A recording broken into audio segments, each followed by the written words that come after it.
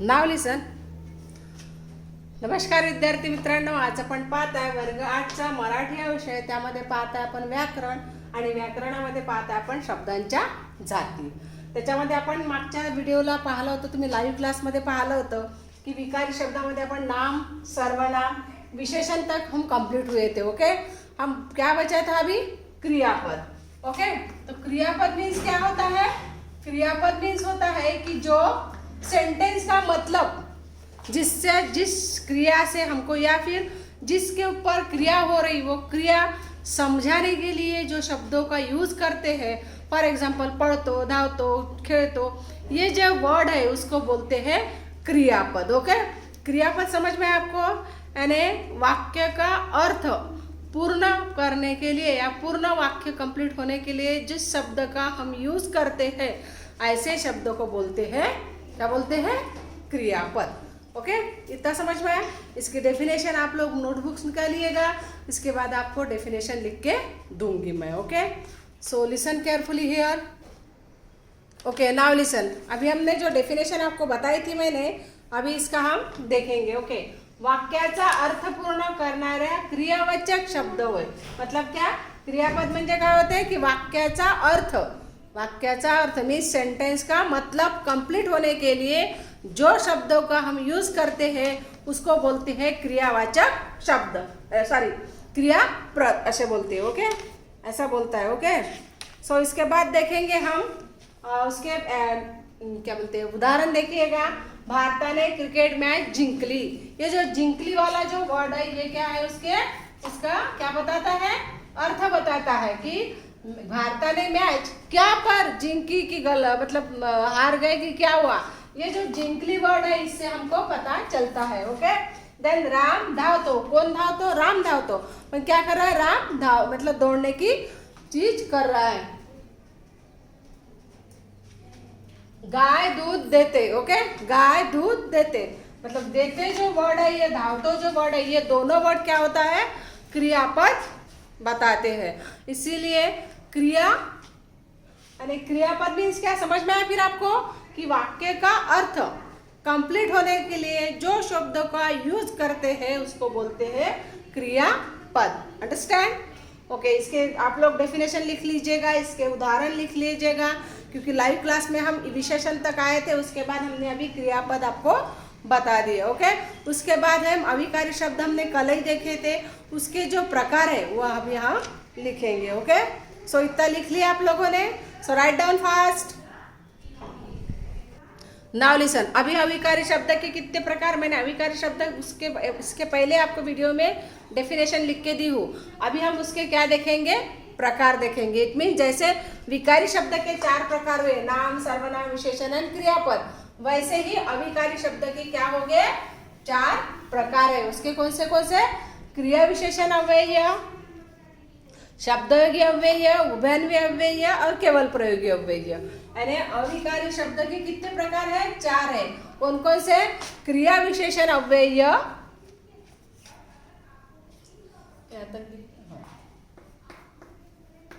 क्रिया विशेषण अव्यय. तब तक आप ये लिख लीजिएगा. ओके, शब्दयोगी अव्यय,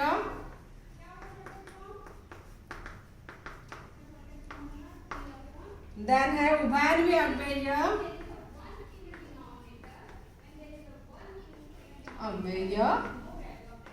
और क्या है? केवल प्रयोगी अव्यय. केवल प्रयोगी अव्यय. ओके, ये 4 प्रकार है अभी अविकारी शब्द के. ओके, तो पहले हम क्या देखेंगे? पहला देखेंगे हम क्रिया विशेषण अव्यय.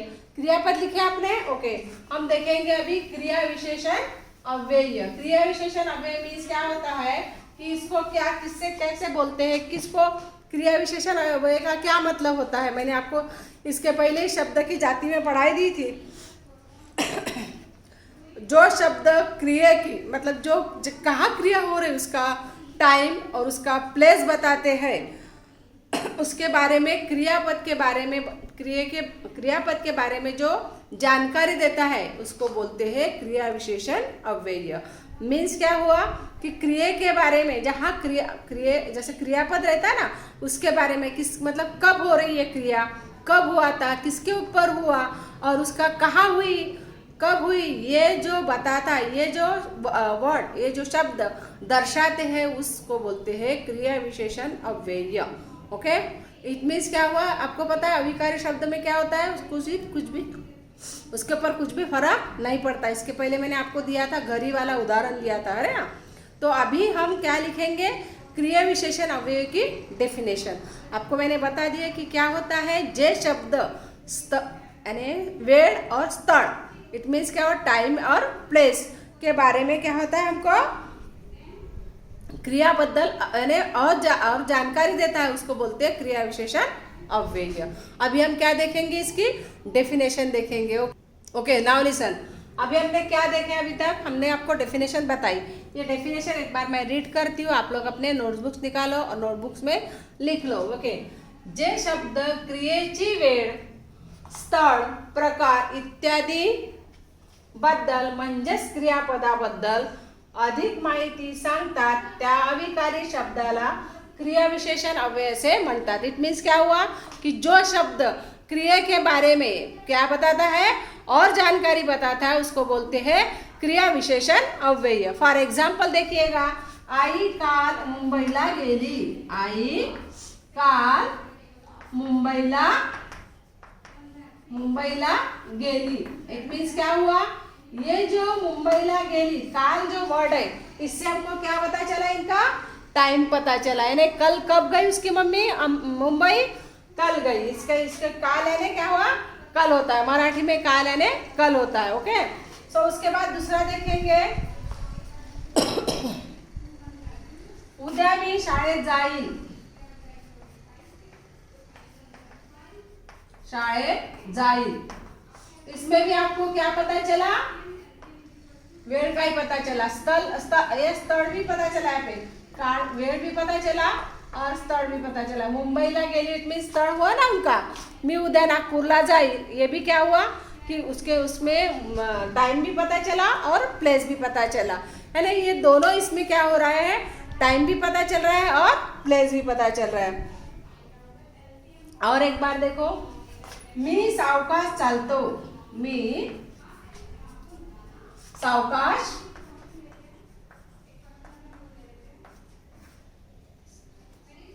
सावकाश चालतो, यानी वो जो चलने की जो क्रिया कर रहे हैं पर कैसा चल रहा है, सावकाश चल रहा है। इट मीन्स ये जो सावकाश वाला वर्ड से क्या पता चला हमको, वो क्रिया कैसी हो रही है उसके बारे में हमको जानकारी मिल रही है। यानी क्रिया तो हो रही है पर कैसी हो रही है, जैसे मी सावकाश चलतो मतलब क्रिया हो रही, चलने की क्रिया हो रही, पर कैसी हो रही, सावकाश हो रही। सावकाश इट मीन्स होता है कि स्लोली। ओके, ये जो अभी समझ में आपको क्रिया विशेषण अव्यय मीन्स क्या होता है, तो क्रिया विशेषण अव्यय में ये होता है कि इसको बोलते हैं एडवर्ब, कि जो शब्द क्रियेची वेळ व स्थळ इत्यादि प्रकार की क्या बताते हैं, हमको अधिक जानकारी बताता है, उसको बोलते हैं क्रिया विशेषण अव्यय। अब आपको उदाहरण दिया तो समझ में आया कि देखो, आई काल मुंबईला गेली, इट मीन्स क्या हुआ कि मम्मी कल ही मुंबई गई, इसमें टाइम भी पता चला और प्लेस भी पता चला। उद्या मी शाळेत जाईल, मैं स्कूल जाऊंगा, पर कल, यानी इससे क्या हो रहा है, हमको टाइमिंग पता चला है। हो मी सावकाश चलते, इसमें सावकाश मतलब चलने की क्रिया हो रही, पर कैसी, स्लोली, यानी इससे हमको क्रिया के बारे में वो क्या कर रहे हैं, क्रियापद के जो शब्द है बीच के, उसको क्रिया के बारे में ज्यादा जानकारी दे रहे हैं। अंडरस्टैंड? ओके, इसके बाद देखेंगे हम कौन सा है, इसके बाद ये कंप्लीट हुआ हमारा। इसके बाद है शब्दयोगी अव्यय। शब्दयोगी अव्यय मीन्स क्या होता है, अभी हम देखेंगे। देखो, शब्दयोगी मीन्स होता है कि जे शब्द नाम और सर्वनाम, जो शब्द नाम और सर्वनाम उसको जोड़ के आता है और क्या होता है, और उसका संबंध दर्शाता है, मतलब नाम के बारे में और सर्वनाम ये दोनों को जोड़ के आता है। मतलब इट मीन्स नाम में भी शब्द रहेगा या फिर सर्वनाम में भी शब्द रहेगा। जो शब्द जोड़ के आता है और वाक्यों का क्या बताता है, संबंध बताता है, उस सेंटेंस का संबंध बताता है, ऐसे शब्द को बोलते हैं शब्दयोगी अव्यय। अंडरस्टैंड? शब्दयोगी अव्यय मीन्स क्या पता चला? सब आपको पता चला? मैं तो आपको वैसे बता रही हूँ तो कि जो शब्द नाम या सर्वनाम, नाम के बारे में माहिती बताएगा या सर्वनाम के बारे में क्या बताया, उसके साथ जोड़ के आएगा और क्या होगा उस शब्द का मतलब सेंटेंस में उसका क्या संबंध है, ये संबंध दर्शाने के लिए जो शब्द का यूज करते हैं उसको बोलते हैं शब्दयोगी अव्यय। अंडरस्टैंड? Okay, now listen. हम अब इसका ये लिखे आप लोगों ने, सबने लिखे, उदाहरण भी लिख लीजिएगा और आप लोग डेफिनेशन भी लिख लीजिएगा। ओके, उसके बाद देखेंगे हम शब्दयोगी अव्यय। नाउ लिसन, अभी देखो शब्दयोगी अव्यय मीन्स होता है प्रेपोजिशंस। ओके, प्रेपोजिशंस मीन्स क्या होता है कि जे शब्द नामांना किंवा सर्वनामांना, मैंने अभी बताई आप लोगों को कि नाम या सर्वनाम को जोड़ के आता है और क्या होता है, संबंध दर्शाता है। इट मीन्स सेंटेन्स का वाक्यातील शब्दांचा संबंध दर्शविता दाखविता त्यांना शब्दयोगी अव्यय असे म्हणतात। उदाहरणार्थ देखो, सूर्य डोंगरामागे गेला। सूर्य क्या है? नाम है। उसके साथ में क्या है? डोंगर, सूर्य क्या है? नाम है। उसके साथ में जो मागे वाला जो वर्ड है, इससे उस शब्द का, इस सेंटेंस का आपको क्या हुआ, संबंध समझ में आया कि इसके मागे का क्या संबंध है करके।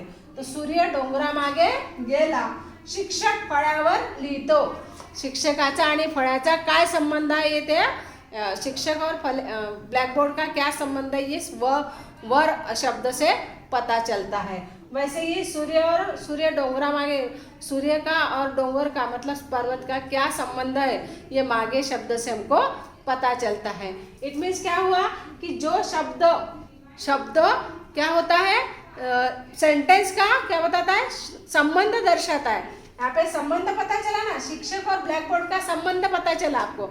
शिक्षक और ब्लैकबोर्ड है, पर क्या हो रहा है कि ब्लैकबोर्ड पे शिक्षक क्या कर रहा है, लिख रहा है। मतलब दोनों का संबंध यहाँ पे उन्होंने ये वर शब्द से पता चला, इसीलिए उसको बोलते हैं शब्दयोगी अवयव, प्रेपोजिशंस। ओके, इसके बाद देखेंगे हम, उसके और भी है उदाहरण दिए मैंने यहाँ पे, पर्यंत, पेक्षा, मुळे, यानी ये शब्दों का जब चयन होगा सेंटेंस में तब क्या होगा, शब्दयोगी अव्यय होगा। शब्दयोगी का मोटा सा ध्यान रखिएगा।